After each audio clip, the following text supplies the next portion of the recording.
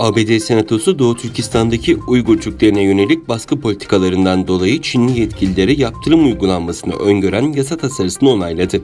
Tasarı, Uygur Türklerine yönelik baskı politikalarından dolayı Çinli yetkililere yaptırım uygulanmasını öngörüyor.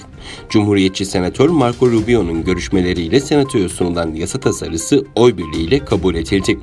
Tasarıda ABD Başkanı Donald Trump yönetimine Uygur Türklerine ve diğer Müslüman azınlıklara uygulanan baskı ve şiddetten sorumlu olan bazı Çinli yetkililere yaptırım uygulanması çağrısı yapılıyor. Ayrıca tasarıda ABD Dışişleri Bakanlığı'nın bölgedeki insan hakları ihlalleri için bir rapor hazırlaması talep ediliyor.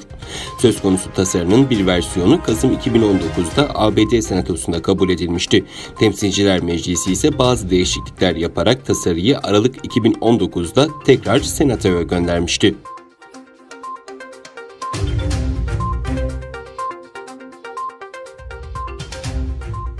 Dünyanın pek çok bölgesinde Müslümanlar Ramazan ayını savaş, baskı, zulüm ve sürgün içinde geçiriyor. En zor şartlarda yaşayan toplumlardan biri ise Doğu Türkistan'daki Uygur Müslümanlar.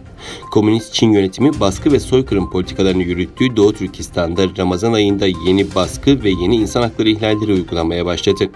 Çin'de 2 milyondan fazla Müslüman Uygur Türk'ü suçsuz ve sebepsiz bir şekilde toplama kamplarında tutuluyor. Hapse atılanların sayısı her geçen gün artıyor. Çin Komünist Partisi'nin uygulamalarına göre Ramazan ayında oruç tutmak, Kur'an okumak, camiye gitmek, namaz kılmak ve helal gıda ürünleri alıp satmak yasak. Çin rejimi bu Ramazan'da Müslüman kadınlara başlarını örtme yasağı da getirdi ve yasağa uymayanların cezalandırılacağını duyurdu. Aileleri parçalanan binlerce Uygur çocuğu ise ülkenin başka eyaletlerindeki Çinli ailelere veriliyor. Soykırım ve baskı politikaları altında yaşayan Müslüman Uygur Türkleri bu zor şartlarda Ramazan ayını yaşamaya çalışıyor.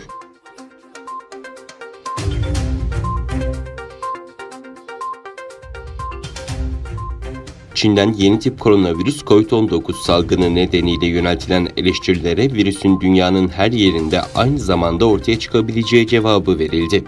Çin Dışişleri Bakanlığı'ndan yapılan açıklamada salgın sebebiyle diğer ülkeler gibi Çin'in de bir kurban olduğu ve suçlu olmadığı ifade edildi.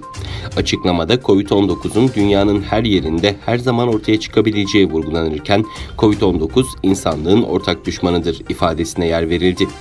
İlk COVID-19 vakasının Wuhan'da çıkmasının virüsün Wuhan merkezli olduğu anlamına gelmediği belirtilen açıklamada bağımsız uluslararası soruşturma heyetinin Çin'i ziyaret etmesinden korkulmadığı kaydedildi. ABD Başkanı Donald Trump ve Dışişleri Bakanı Mike Pompeo bu ay başında COVID-19'un Wuhan'daki bir laboratuvardan çıktığı yönündeki iddialarını dile getirmişlerdi. Öte yandan Trump 27 Nisan'da Beyaz Saray'da yaptığı basın toplantısında COVID-19 salgınına ilişkin ABD'nin Çin'den tazminat talep edebileceğini kaydetmişti.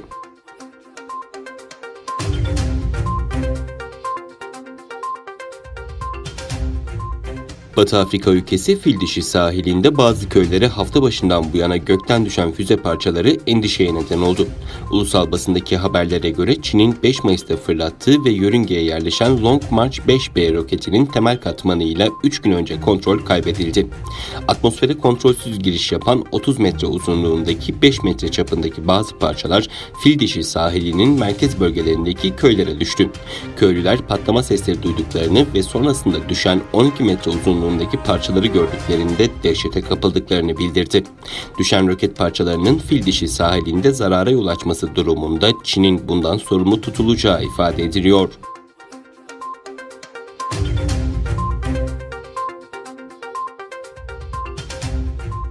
ABD Başkanı Donald Trump, COVID-19 salgını nedeniyle bir süre önce sağladıkları fonları askıya aldığı Dünya Sağlık Örgütü'ne ilişkin yakın zamanda yeni bir açıklamaları olacağını duyurdu.